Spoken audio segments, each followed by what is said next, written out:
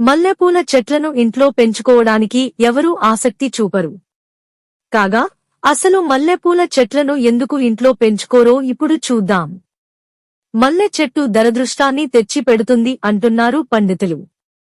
మరీ ముఖ్యంగా ఈ చెట్టును తప్పుడు దిశలో నాటడం వలన ఇంట్లో అశాంతి నెలకొనడం, ఆర్థిక సమస్యలు తలెత్తడం జరుగుతుందంట. అందుకే ఈ మొక్కను ఇంటి పరిసరాల్లో 3 నాటేటప్పుడు ఉత్తరం, తూర్పు లేదా ఈశాన్యంలో నాటాలంటున్నారు నిపుణులు. మల్లె మొక్కను ఇంటి లోపల పెట్టుకోవడం వలన అది ఇంటిలోని సంపదను నాశనం చేస్తుందంట. అంతేకాకుండా దీనిని ఇంట్లో పెంచుకోవడం వలన అలెర్జీ వంటి సమస్యలు తలెత్తుతాయంట.